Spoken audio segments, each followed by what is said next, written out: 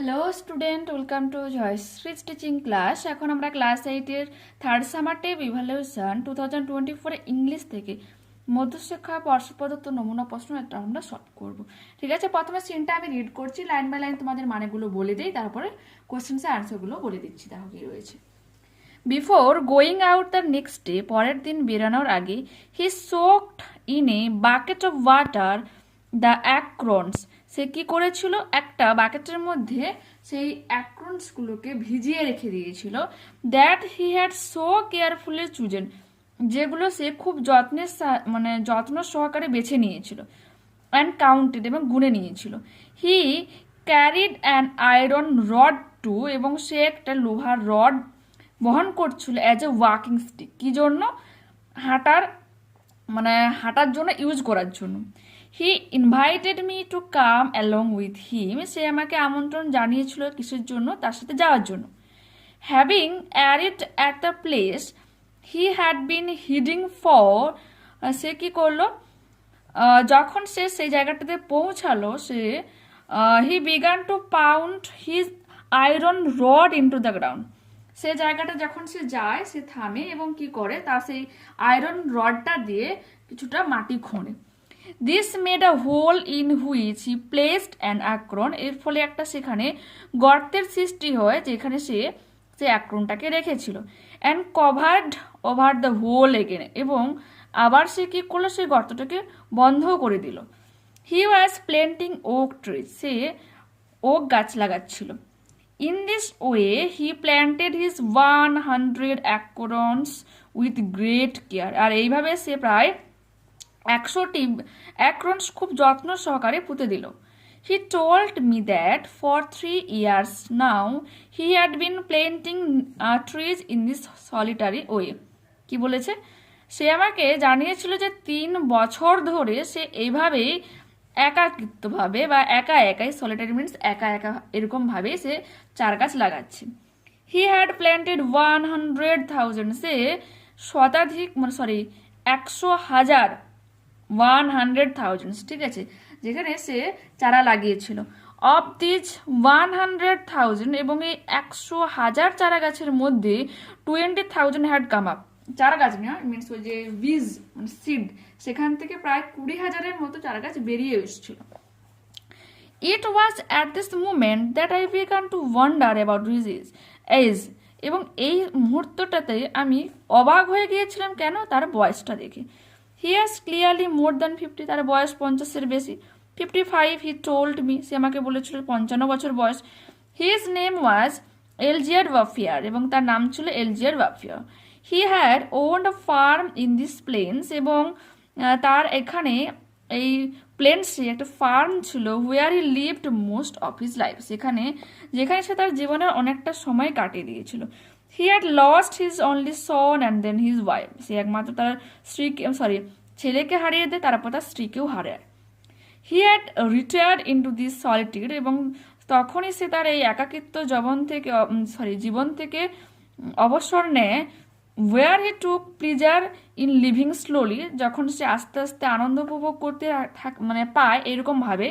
With his flock of sheeps and his dog, এই যে তার ভেড়ার যে দল এবং কুকুরের সাথে যখন সে তার সঙ্গটাকে আনন্দ উপভোগ করতে থাকে, তখন সে তার সলিটারি লাইফটাকে ত্যাগ করে।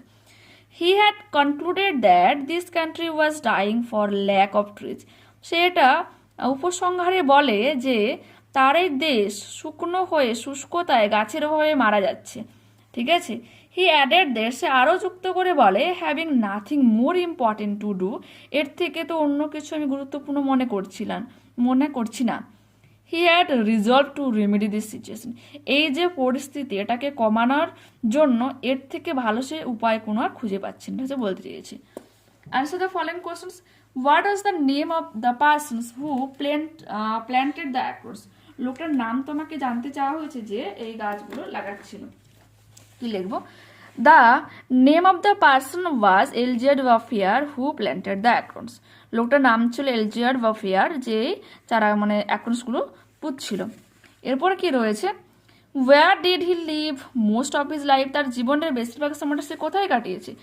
He had owned a farm in the plants, এই প্ল্যান্টসে এই সমভূমিতে তার একটা নিজস্ব ফার্ম রয়েছে, where he lived most of his life, যেখানে সে তার জীবনের বেশিরভাগ সময়টা কাটিয়ে নিয়েছে। এরপরে কি রয়েছে, activity reasons. The shepherd carried on iron stick, এখানে বলে দেওয়া রয়েছে যে ওয়াকিং স্টিক হিসাবে ইউজ করেছে। তারপরে যদিও সে ওটাকে হোল ক্রিয়েট করার জন্য ব্যবহার করলেও, যেহেতু মেনলি আমার এখানে বলে দেওয়া রয়েছে, তো ওটাকে আমরা কিন্তু আনসার হিসাবে লিখবো। কি লিখবো?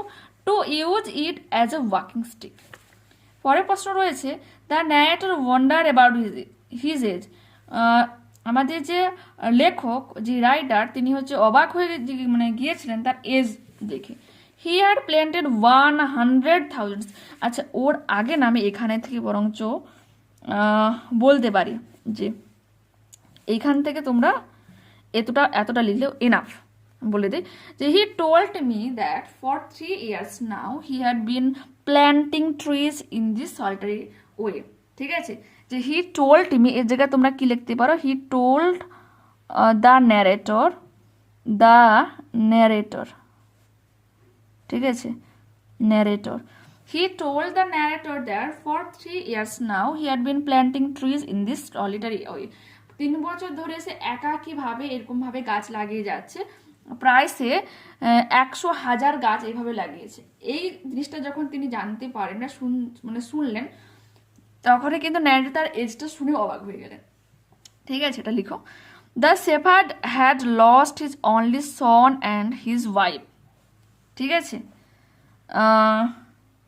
তো এটা আমরা কি লিখবো, আমরা এটা লিখতে পারি, he had retired into this solitude, সেই একাকিত্ব জীবন থেকে অবসর নেয়, where he took pleasure in living slowly with his flock of sheep and his dog, যেখানে সে তারা ওই ভেড়ার দল, কুকুরকে নিয়ে হ্যাপি থাকতে শুরু করে। ঠিক আছে, একটা রিজন দিতে পারে অ্যাক্টিভিটি, কারণ তারা ছেলে স্ত্রী দুজনেই মারা গিয়েছিল। অ্যাকচুয়ালি এটা উল্টোটা দেওয়ার কথা ছিল, এটা রিজন বলতে পারো, আর এটা অ্যাক্টিভিটি দিলে বেটার ছিল। কারণ অ্যাকচুয়ালি তো তোমার বলে দেওয়া নয় না যে কি কারণে তার স্ত্রী বা বাচ্চা মারা গিয়েছিল, এই রিজনটা তো এখানে দেওয়া নেই, উল্টো টাইপের কিন্তু আনসারটা প্রায় দেওয়া রয়েছে বলতে পারো কোশ্চেনটা আর কি। হি ওয়াজ প্ল্যান্টিং ওক ট্রিজ, সে কেন চারা গাছ লাগাচ্ছিল, দেখো এই যে এটা লিখবে যে দিস কান্ট্রি, এই যে দেশ, was dying for lack of trees, গাছের অভাবে যেন মারা যাচ্ছিল, সেজন্য সে গাছ লাগাচ্ছিল। এরপর হচ্ছে পোয়েমটা দেখো কি বললাম, দেখো পড়ি। The swallow is a summer bird, shallow একটা কি গ্রীষ্মের পাখি। হি ইন আওয়ার চিমনিজ, সে আমাদের চিমনিতে থাকে। When the weather is fine and warm, যখন ওয়েদার, এই আবহাওয়া অনেকটা সুন্দর হয়, উষ্ণ হয় তখন। May then be hear chirping his notes for weeks together, আর হয়তো তখন তুমি শুনতে পারবে কয়েক সপ্তাহ জুড়ে তার ওই কিচিরমিচির আওয়াজ। কাম দেয়ার, বাট আসে সেখানে, বাট কিন্তু ওয়ান কোল্ড উইন্টার ডে, একটা শীতল দিনে, I will fly our guest the swallow, আর আমাদের এই অতিথি শ্যালো কিন্তু উড়ে চলে যায়। ঠিক আছে, and much like him we find the way, ঠিক তার মতোই আমরা খুঁজে পাই, which many gay young friends, কিছু পুরুষ বন্ধুদের, উইল ফলো, যারা ওই শ্যালোর মতোই আচরণ করে থাকে। তারা হচ্ছে ভালোর সময় তোমার সঙ্গে থাকবে, আর যখনই খারাপ সময় আসবে তারা কিন্তু পাশ কেটে চলে যাবে। In dreary days of snow and frost, এই বরফ এবং তুষারবৃত্ত দিনগুলো, ঠান্ডার দিনগুলোতে, closer to man will cling the sparrow, চড়বে সে কিন্তু মানুষের প্রচুর সান্নিধ্যে আসে। All friends although in life we are crossed, ঠিক আমাদের পূর্ণ বন্ধুদের মতো, যাদেরকে আমরা আমাদের জীবন থেকে হারিয়ে ফেলি, যারা হার্টস টু আস, কিন্তু তাদের হৃদয় আমাদের প্রতি উইল নেভার ন্যারো, এটা কখনোই কিন্তু ক্ষুদ্র হয় না বা ক্ষুণ্ণ হয় না, অক্ষুণ্ণ থাকে, ন্যারো হয় না, ক্ষুদ্র হয় না। ঠিক আছে, choose the correct answers from the given alternatives. In the summer the weather is, গ্রীষ্মের সময় ওয়েদার আমাদের কেমন হয়, গ্রীষ্মের সময় ওয়েদার ফাইন হয়। The poet's guest is the, আমাদের এখানে গেস্ট স্যালো, তো এটা হয়ে যাবে option number A. The poet hears the swallow chirping notes for weeks, কয়েক সপ্তাহ জুড়ে, উইকস টুগেদার। ট্রু ফলস রয়েছে। একে বলেছে যে the swallows chirping notes are hear in the time of spring, বসন্তের সময় শোনা যায়, এটা হয়ে যাবে ফলস। এবং তোমরা সাপোর্টিং স্টেটমেন্ট এটা দেবে, the swallow is a summer bird, he is our chimneys where the weather is fine and warm, may then be hear chirping his notes for weeks together. দেখো ওই যে he is our chimneys when the weather is fine and warm, এখানে তোমার ওয়েদারকে কিন্তু সুন্দর উষ্ণ বোঝাচ্ছে, এটাও কিন্তু হতে পারে। তোমরা এখান থেকেও মানে যে হি ইজ আওয়ার চিমনিজ এখান থেকে এতটা লিখতে পারো। বাট যেহেতু ওখানে স্প্রিংয়ের কথা উল্লেখ করেছে আর যেখানে তোমার সামার উল্লেখই করা দেওয়া রয়েছে, সেই জন্য কিন্তু আমি লাইনটা মানে তুলেছি, ঠিক আছে। আর in winter the sparrows clings close to man, এবং শীতে স্প্যারো খুব মানুষের সান্নিধ্যে আসে, সেটা কি হয়ে যাবে, এটা হয়ে যাবে ট্রু হয়ে যাবে। এবং এর সাপোর্টিং স্টেটমেন্ট তোমরা এরকম দেবে, যেটা এখানে রয়েছে, in dreary days of snow and frost closer to man will cling the sparrow, ঠিক আছে। পরের পেজে দেখো কি রয়েছে, আনসিন রয়েছে, নিউ ডেলি জুলাই 21, একটা নিউজ পেপার রিপোর্ট রয়েছে, কি রয়েছে দেখো। A study of the skeletal remains discovered in a tomb in Greece nearly 4 decades ago. কি বলেছে যে গ্রিসের একটা সমাধিতে আবিষ্কৃত কিছু কঙ্কালের পরীক্ষা করে জানা যায় যে 4 decades ago, এটা হচ্ছে 4 দশক আগেকার একটা কঙ্কাল, suggest they belong to king Philip two, এবং এটা সাজেস্ট করে যে কিং ফিলিপ টুর সময় মানে সান্নিধ্যে কেউ, the father of the Alexander of great, father of Alexander মানে আলেকজান্ডারের বাবা কিং ফিলিপ টু, ঠিক আছে। European scientist announced a study, যেখানে গতকাল মানে ইউরোপিয়ান কিছু সায়েন্টিস্ট এটা অ্যানাউন্স মানে ঘোষণা করে বলে যে গ্রিসের ওই সমাধিতে যে প্রাপ্ত কঙ্কাল, এটা পরীক্ষা করে জানা যায় যে 4 দশক আগে, এবং যে আলেকজান্ডারের বাবা যে কিং ফিলিপ টু তার সময়কালে বা সান্নিধ্যে এগুলো, ঠিক আছে। এবার দেখো, the scientist said their forensic analysis based on X-ray and computerised tomography scans also show that Philip to survived at least 3 years. কি বলেছে সায়েন্টিস্ট, এটা বলেছিল যে ফরেন্সিক অ্যানালাইসিস যেমন তোমার এক্স-রে বেসড হলো, তারপরে তোমার কম্পিউটারিস্ট তোমার টোমোগ্রাফি বিভিন্ন স্ক্যান করে এটা জানা যায় যে ফিলিপ টু যে সার্ভাইভ করেছিল 3 বছর after suffering potentially lethal ফার্স্টিং lens injury on the নি ইন ব্যাটেল, যুদ্ধে তার হাঁটুর মধ্যে যে প্রচন্ড জীবনদায়ী যে একটা মানে আঘাত এনেছিল, সেই জিনিসটাকে কিন্তু বোঝায় পরীক্ষাতে। There is a visible hole in the knee, যেখানে সেই হাঁটুর মধ্যেটা পরিষ্কার গর্ত ছিল, between the tibia and femur, এবং সেটা কোথায় ছিল, টিবিয়া এবং ফিমারের মিডিলে একটা বড় গর্ত শো করছিল, ওই মানে এক্স-রে আর যে কম্পিউটারে টোমোগ্রাফি যে পরীক্ষা করা হয় স্ক্যান করা হয় তার দ্বারা বোঝা যায়। This injury coincides exactly with the available historical accounts, আর ঠিক এই যে ইঞ্জুরিটা পুরোপুরিভাবে ম্যাচ করে যায়, যেটা আমাদের হিস্ট্রিক্যাল যে পেজ রয়েছে, হিস্ট্রিতে যে সমস্ত তথ্য রয়েছে তার সাথে, that a lance went through King Philip two's legs, যেখানে বলা হয়েছিল কিং ফিলিপ মানে দ্বিতীয় যে রাজা ফিলিপ তার পায়ে যেরকম ভাবে আঘাত এনেছিল ঠিক সেই রকম জিনিসকে কিন্তু বোঝাচ্ছে। Antonis Bartsiokas, a medical anthropologist at the Democritus University of Thrace in Greece who led the study remarked, বলেছে যে এই যে পরীক্ষা নিরীক্ষাটা করেছিল সেই পরীক্ষাতে তার হাঁটুর মধ্যে যে ক্ষত বিক্ষত, যেটা তোমার টিবিআর ফিমারের মাঝে যে গর্তগুলো রয়েছে হিস্ট্রিতে যেমনভাবে এক্সপ্লেন করা হয়েছে, যুদ্ধে তার হাঁটুর এই পোর্শনটা ক্ষত বিক্ষত হয়, আর ওই যে টমের মধ্যে যে কঙ্কালটা পাওয়া যায় কিন্তু সেম পুরোপুরিভাবে মিলে যাচ্ছিল। কে বলেছিল এটা? অ্যান্টিওনিস বার্সিওকাস নামক একজন তোমার নৃবিজ্ঞানী, যে অ্যানথ্রোপোলজিস্ট মানে নৃবিজ্ঞানী, ঠিক আছে। আর কোথাকার তিনি দেখো অ্যানথ্রোপোলজিস্ট ছিলেন, সেটা ছিল Democritus University of Thrace in Greece, ঠিক আছে। তারপর কি বলেছে, Bartsiokas and his colleagues from Spain and France studied a set of skeletal remains excavated from 2 tombs in Virginia, Greece in 1997. বলছে বার্সিউকাস এবং তার কলিগ যারা তার সহকর্মী ছিল কোথা থেকে, স্পেন আর ফ্রান্স থেকে, তারা এরকমভাবে পর্যবেক্ষণ করার পর যে এ সেট অফ স্কেলেটাল রিমেন্স, তারা কি পায়, এ সেট অফ স্কেলেটাল, একটা সেট পায় কঙ্কালের, যে ফ্রম 2 টমস, দুটো হচ্ছে সমাধি থেকে তারা তোমার কঙ্কাল কিছু পায় ইন ভার্জিনিয়া, গ্রিস ইন 1997, 1977 গ্রিসের ভার্জিনিয়া থেকে। One of the tombs contained the remain of 3 individuals, যেখানে একটা টম্ব মানে রয়েছে যেখানে কি বলেছে মানে 3জন ইন্ডিভিজুয়ালস, আলাদা আলাদা পার্সনস রয়েছিল। আর 45 years old male and 18 years old female and a newborn child, যেখানে একজন 45 বছরের একজন পুরুষ ছিল, 18 বছরের একজন মেয়ে ছিল এবং একটা সদ্যজাত বাচ্চা। এই 3জনকে কিন্তু একসাথে সেই একটা তার মধ্যে একটা টম্বতে একটা সমাধিতে কিন্তু রাখা হয়েছিল। ঠিক আছে, 2টো টম্ব পাওয়া গিয়েছিল, এখানে একটার মধ্যে কিন্তু বাকি যে একটা তার মধ্যে এই 3জনকে কিন্তু পাওয়া গিয়েছিল। According to historical accounts, Bichitra said Philip to suffered the injury in 336 BC. কি বলেছে?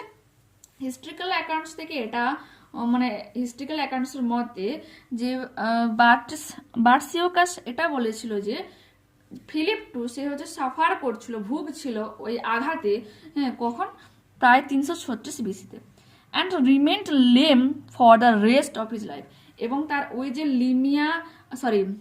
টিবিয়ার ফেমারের মতো যে গর্ত তাকে কিন্তু পুরোপুরি লেম করে দিয়েছিল, খুঁড়া করে দিয়েছিল সারা জীবনের জন্য।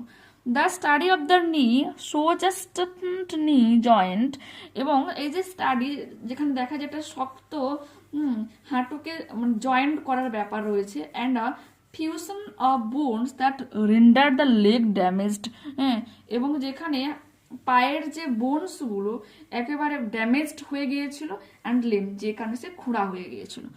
বুঝতে পেরেছো তো, যেখানে নিটা মানে খুব শক্ত যে নিটাকে জয়েন করার চেষ্টা করা হয়েছিল, বাট সেই হাড়গুলো কিন্তু ভেঙে গিয়েছিল যার জন্য সে কিন্তু খুঁড়া হয়ে গিয়েছিল। The findings were published yesterday in the US journal Proceeding of the National Academy of Sciences Historical Text। কি বলেছে? আচ্ছা, এখানে ফুল স্টপ রয়েছে। যে এই যে পুরো ঘটনাটা খোঁজা হয় এবং এটাকে পাবলিশ করা হয় ইউএস জার্নালে proceeding of the National Academy of Sciences, এখানে পাবলিশ করা হয়।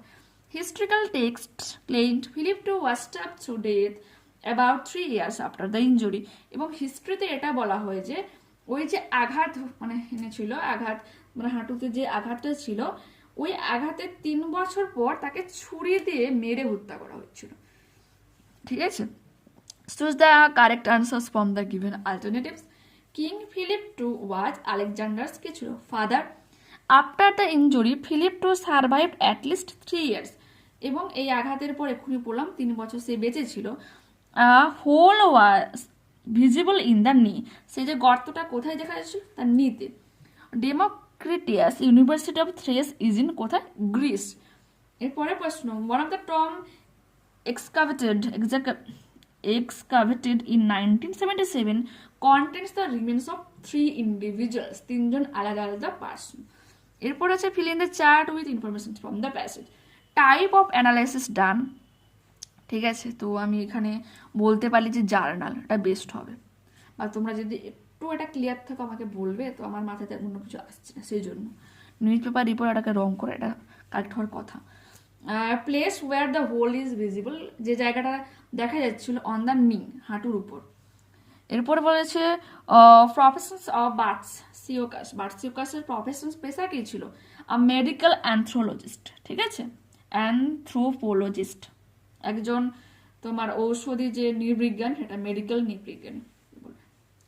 এরপরে আছে হু লেড দ্য স্টাডি, এই যে পুরো পর্যবেক্ষণ পরীক্ষা নিরীক্ষা এরা কে করছিল, এটা কি লিখবো, Anthony Bartsioukas, a medical anthropologist at the Democritus University of Thrace in Greece, led the study. ঠিক আছে, এটা করো। এরপরে বলেছে who were the three individuals whose remains were excavated in 1977। ওই স্তম্ভের মধ্যে যে তিনজন ইন্ডিভিজুয়ালসকে পাওয়া গিয়েছিল তারা কারা দেখো। A 45 years old male, an 18 years old female and a newborn child। ঠিক আছে, তোমার এখানে এটা রয়েছে যেটা একজন 45 বছর বয়সী তোমার ছেলে এবং একজন 18 বছর বয়সী মহিলা, এবং মানে ছেলে বলতে পুরুষ বলবে, আর একজন সদ্যজাত বাচ্চা। ঠিক আছে, এরপর রয়েছে কি, এরপর রয়েছে আমাদের গ্রামার অ্যান্ড ভোকাবুলারি। দেখো কি করব, change the voice of the following sentences. The teacher is drawing a picture on the background, মানে সরি ব্ল্যাকবোর্ড। এটা তোমার রয়েছে present continuous tense. Present continuous টেন্সে যখন তুমি ভয়েস চেঞ্জ করতে যাবে কি করব, যেটা আমাদের অবজেক্ট হবে সেটাকে আমরা সাবজেক্ট হিসাবে ইউজ করাবো, আর অ্যাম ইজ আর সাবজেক্ট যেটা বসে যাবে, বিং কথাটা অ্যাড করবো, তারপর ভার্বের থার্ড ফর্ম যোগে সাবজেক্ট যেটা ছিল সেটা বাই যোগে অবজেক্ট হিসাবে বসবে। তো আমরা কি লিখবো দেখো, a picture is being drawn on the blackboard by the teacher. ঠিক আছে, দেখো এই পিকচার হয়ে গেল, ইজ বিং লিখলাম, ভার্বের third form drawn on the blackboard by the teacher. Next question, my friend sent me a letter a month ago. আমার বন্ধু আমাকে একটা চিঠি পাঠিয়েছিল 1 মাস আগে। দুরকমভাবে লিখতে পারি, প্রথমে আমরা লেটারটাকে অবজেক্ট হিসেবে ইউজ করতে পারি, মানে সাবজেক্ট হিসেবে ইউজ করতে পারি, যেটা আর letter was sent to me a month ago by my friend, এটা লিখতে পারো।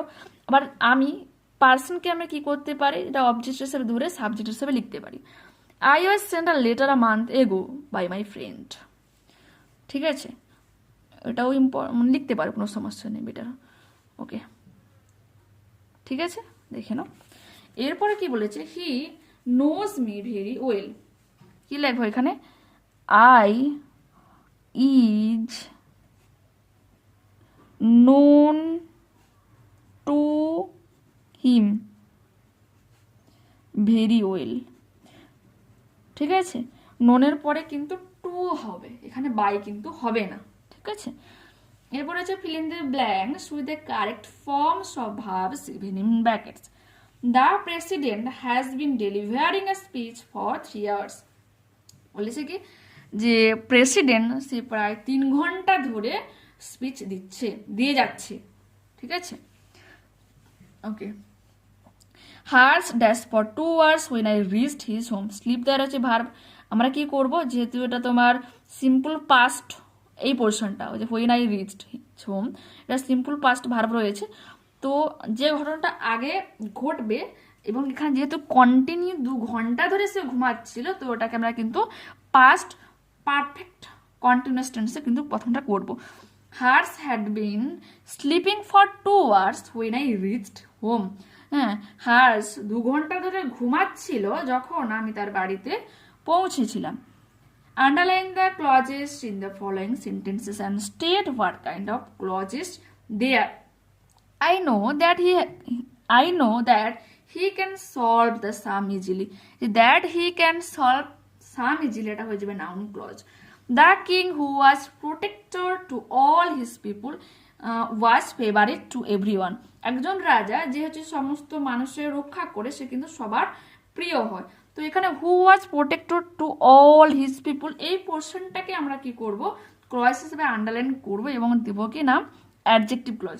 সব থেকে ইজি, দেখো ডাব্লিউএইচ এর ওয়ার্ডের পরে তোমার নাউন দেওয়া রয়েছে, এটা দেওয়ার থাকলে তুমি ইজিলি আইডেন্টিফাই করতে পারবে, এবং এটা মানে অ্যাডজেক্টিভ ক্লজ কিন্তু লিখলেও চলে। ঠিক আছে, এরপর বলেছে when we here the noise we went out of the house.